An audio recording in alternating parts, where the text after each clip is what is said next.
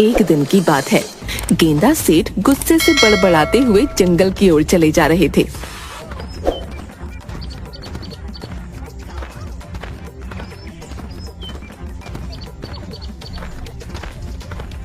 मेरी पत्नी अपने आप को पता नहीं क्या समझती है। जरा सा भोजन क्या कर लेता हूँ, आसमान सर पर उठा लेती है। अब मैं गांव में नहीं रहूंगा, जंगल में ही रहकर अपना जीवन व्यतीत करूंगा। हाँ। अचानक गेंदा सेठ की नाक में ताजा ताजा फलों की सुगंध टकराई। अरे ये तो ताजे ताजे अमरूद और सेब की सुगंध है। वैसे भी घर से चलते हुए काफी दूर निकल आया हूँ। मुझे तो बहुत तेजी से भूख लगने लगी। मैं क्या करूं? गेंदा सेठ इधर उधर देखने लगे। तभी उन्होंने देखा कि एक साधु हाथों में फलों की टोकरी पकड़े हुए जाल में बंद था। अरे, लगता है मुझे भूख कुछ ज्यादा ही लग रही है। जाल में बंद जानवर भी मुझे साधु नजर आने लगा। मैं कोई जानवर नहीं, साधु ही हूँ। अरे साधु महाराज, ये तो आप ही हैं, लेकिन आप इस जाल में कैसे बंद हुए? ये किसी शिकारी की करतूत है। जरूर उसने ये जाल जंगली जानवर को पकड़ने के लिए फेंका होगा और गलती से इसमें आप फंस गए। और शिकारी आपको ले जाकर क्या करेगा भला? आपको बाजार में कौन खरीदेगा? मूर्ख, बकवास बंद और मुझे इस जाल से आजाद कराओ। अब जरूर साधु महाराज, लेकिन वो क्या है कि मुझे भूख बहुत लग रही है। आप उसके बदले में क्या अपनी टोकरी के सारे फल मुझे खाने को देंगे? क्या? ये तो बहुत सारे फल हैं। क्या तू सारे फलों को खा जाएगा? साधु महाराज, आपके ये फल मेरी भूख तो नहीं मिटा पाएंगे। हाँ, लेकिन फिर भी मेरे पेट में जरा सा वजन पहुंच जाएगा और थोड़ी सी ताकत आ जाएगी। हाँ, ठीक है, जल्दी से मुझे इस जाल से आजाद कराओ। साधु की बात सुनकर गेंदा सेठ खुश हो गया और उसने उस जाल को जमीन से उखाड़ दिया। साधु आजाद हो गया। तो तूने मुझसे फल मांगे हैं, लेकिन तूने मेरी मदद भी की है। ये ले, ये सारे फल, जाकर इन्हें आराम से बैठकर खा ले। अरे साधु महाराज, इतने फल तो मैं खड़े खड़े ही निपटा लेता हूँ। इतना कहकर गेंदा सेठ सारे फल बड़ी फुर्ती से खा गया। लगता है तुझे भोजन से बहुत प्यार है। मांग, क्या मांगता है? मुझे और क्या चाहिए साधु महाराज, मुझे तो बस बहुत सारा भोजन चाहिए। भोजन के अलावा भी बहुत कुछ है। आप तो बहुत पहुंचे हुए साधु लगते हैं। आप मुझे कोई ऐसा वरदान दीजिए जिससे भोजन मुझसे कभी भी अलग ना हो पाए। गेंदा सेठ की बात सुनकर साधु जोर जोर से हंसते हुए बोला, जा, मैं तुझे वरदान देता हूँ। अधिक भोजन मनुष्य की जान ले लेता है, लेकिन तेरे साथ इसका उल्टा होगा। जब तक तू भोजन खाता रहेगा, तब तक तू सुरक्षित रहेगा। भले ही चाहे यमराज तेरे सामने क्यों ना आ जाएं, भोजन खाते में वो तुझे अपने साथ नहीं ले जा सकते। इतना कहकर साधु महाराज वहाँ से चले गए। मगर साधु महाराज का वरदान गेंदा सेठ के दिमाग के ऊपर से निकल गया। ये कौन सा वरदान हुआ है? मेरी तो कुछ भी समझ में नहीं आया। एक काम करता हूँ, घर पर जाता हूँ। मुझे घर से नाराज होकर आना ही नहीं चाहिए था। अपनी पत्नी को मना लूंगा। मुझे बहुत तेजी से भूख लगने लगी है। गेंदा सेठ सीधा अपने घर की ओर गया, मगर गेंदा सेठ नहीं जानता था कि यमराज और चित्रगुप्त में उसी को लेकर बहस चल रही थी। लाओ चित्रगुप्त, पृथ्वी पर उन इंसानों की लिस्ट मुझे जल्दी से दो, जिनकी आत्माओं को आज मुझे खींच कर लाना है। पृथ्वीवासियों को पता चलना चाहिए कि यम है हम। ये लीजिए यमराज। यमराज चित्रगुप्त की लिस्ट को देखते हुए आश्चर्य से बोले, ये क्या चित्रगुप्त, तुमसे कितनी बार कहा है कि तुम्हारा ध्यान अब काम से भटक रहा है। इस लिस्ट में तो सिर्फ एक ही इंसान का नाम है, गेंदा सेठ। यमराज, ये एक इंसान बहुत से इंसानों के बराबर है। आप इसे नहीं जानते? तो तुम ये कहना चाहते हो चित्रगुप्त कि हम कुछ नहीं जानते? शायद तुम भूल रहे हो कि यम है हम सब कुछ जानते हैं। क्या खाक जानते हैं आप? अरे पिछली बार आप एक 60 वर्षीय मनुष्य की आत्मा को उसके शरीर से खींचकर यहाँ ले आए थे। बाद में पता चला कि उसकी आयु 100 वर्ष की थी। उसमें गलती मेरी नहीं बल्कि तुम्हारी थी चित्रगुप्त। तुम्हारा ध्यान अब काम की तरफ कम बल्कि नाचती अप्सराओं की तरफ अधिक होता है। कितनी बार मैंने तुमसे कहा है कि अपने तौर तरीके बदल लो। देखो इन इंसानों को, ये अब अपना सारा डेटा टैबलेट और कंप्यूटर में फीड रखते हैं। तुम अभी तक वही कलम और कागज का यूज करते हो। आपको क्या हो गया है यमराज? मत भूलो, ये पृथ्वीलोक नहीं है। पृथ्वीवासियों से कुछ सीखना चाहिए।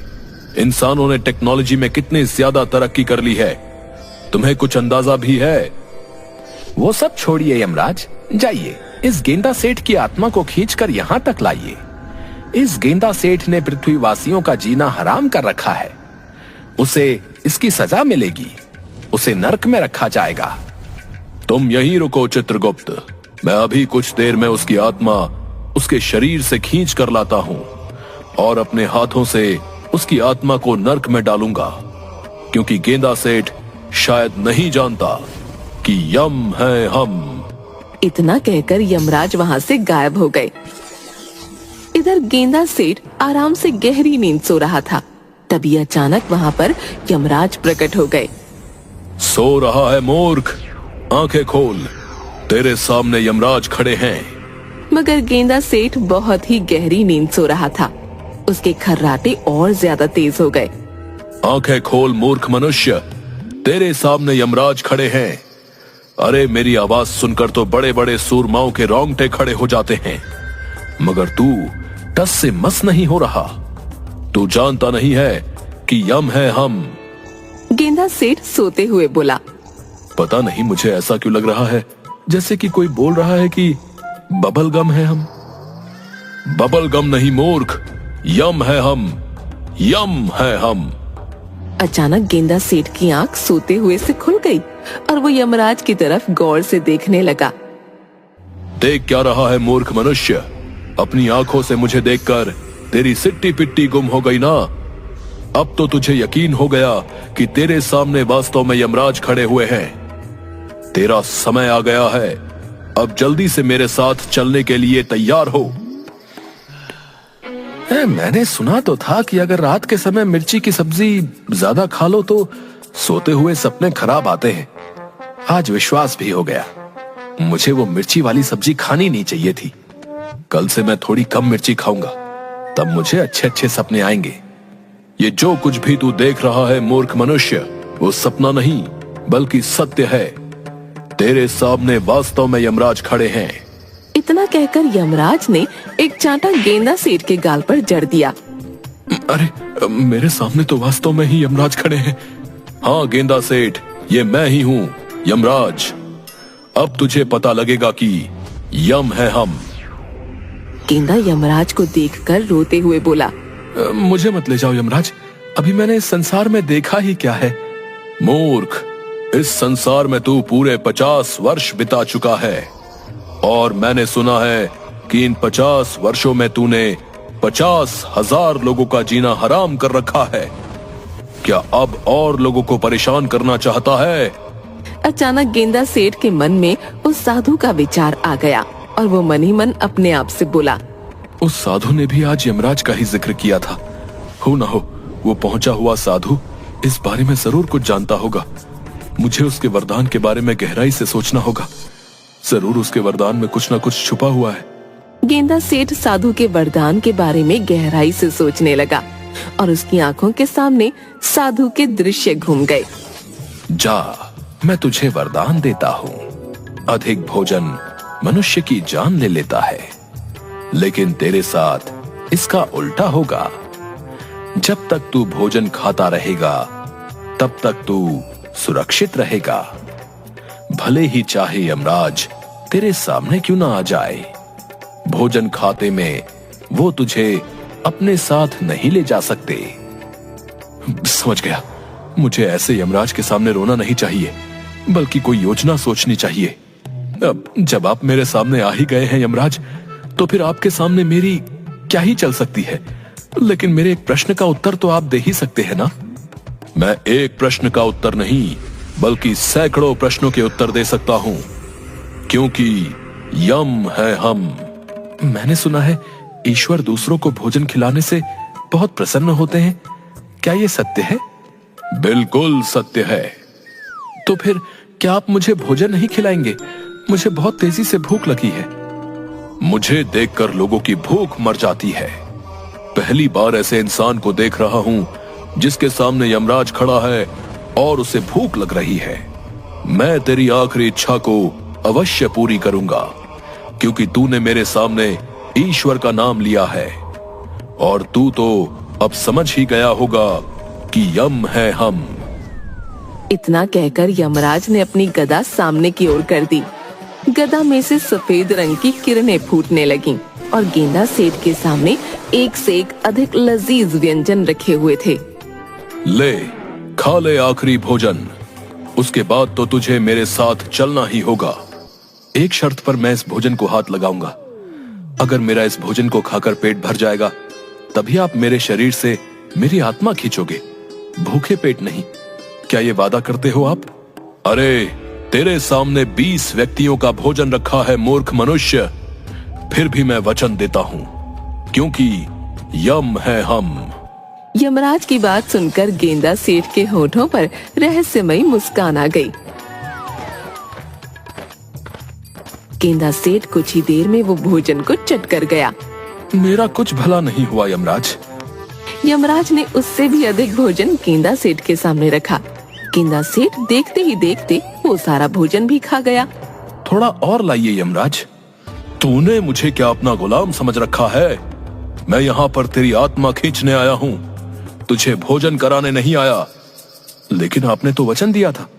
अब मैं तेरे सामने इतना अधिक भोजन रखूंगा जिसकी तुमने कल्पना भी नहीं की होगी, मगर उसके लिए मुझे कुछ देर के लिए यहाँ से जाना होगा। इतना कहकर यमराज वहाँ से गायब हो गए।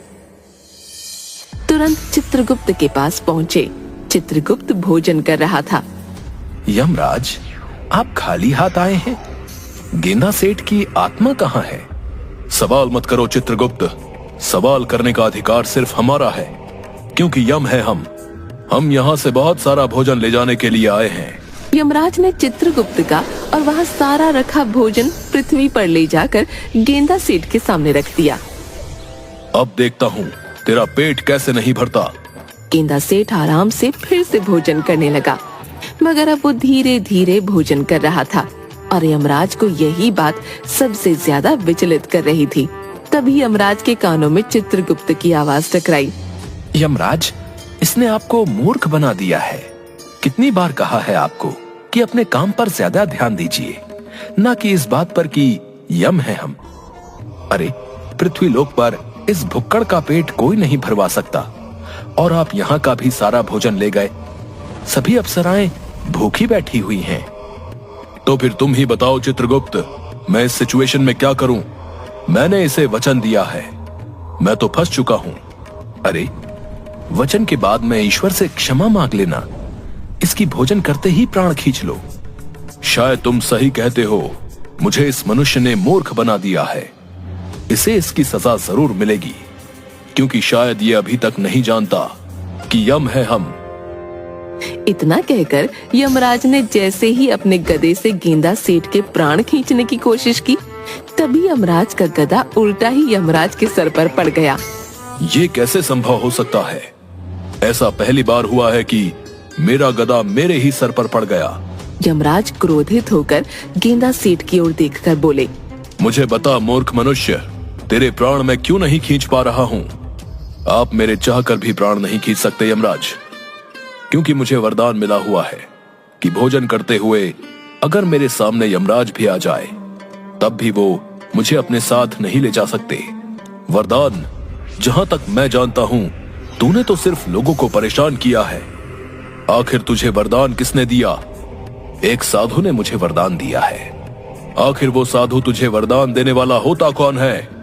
वरदान देने से पहले उसे मुझसे पूछ तो लेना चाहिए था। साधु महाराज वरदान देने से पहले आपसे क्यों पूछेंगे? तभी वहाँ पर वही साधु प्रकट हुए और मुस्कुराते हुए यमराज से बोले, क्या हुआ यमराज? आप इतने क्रोधित नजर क्यों आ रहे हैं? यमराज ने क्रोधित होते हुए सारी घटना उस साधु को बता दी। आपको कुछ गलत फहमी हो गई है यमराज। गेंदा सेठ की आयु अभी इस वक्त 50 वर्ष है, जबकि ईश्वर ने इसकी आयु 100 वर्ष लिखी है। ऐसे कैसे संभव हो सकता है? मेरे पास चित्रगुप्त का दिया हुआ लेटर है, ये देखिए। मुझे लगता है कि आप इस लेटर को स्वयं देखिए। यमराज ने जैसे ही उस लेटर को देखा तो उसमें गेंदा की आयु 100 वर्ष लिखी हुई थी। जब मैं पृथ्वी पर आया था तब तो इसकी आयु 50 वर्ष लिखी हुई थी। हाँ, लेकिन जब मैंने इसे वरदान दिया तब ईश्वर ने इसकी आयु के 50 वर्ष और बढ़ा दिए। शायद चित्रगुप्त लिखना भूल गए। ठीक है गेंदा सेठ, अभी तो मैं जाता हूँ, लेकिन 50 वर्ष बाद मैं जरूर आऊंगा, और उसके बाद मैं तेरी बातों में नहीं आऊंगा। वो सब तो बहुत बात की बात है यमराज, लेकिन आप जो भोजन लेकर आए हैं वो बहुत ही स्वादिष्ट है। इतना स्वादिष्ट भोजन तो मैंने पृथ्वी लोक में भी नहीं खाया। क्या आप थोड़ा सा भोजन और ला सकते हैं? गेंदा सेठ की बात सुनकर यमराज क्रोधित हुए और वहाँ से गायब हो गए, साथ ही साथ साधु भी। जो भी हो, इतना तो मुझे पता लग गया है कि दूसरों की सहायता जरूर करनी चाहिए। आज सुबह मैंने साधु महाराज की सहायता की और देखो कितना अधिक मुझे भोजन खाने को मिला। भोजन समाप्त करके गेंदा सेठ आराम से वहाँ पर खर्राटे लेकर सो गया।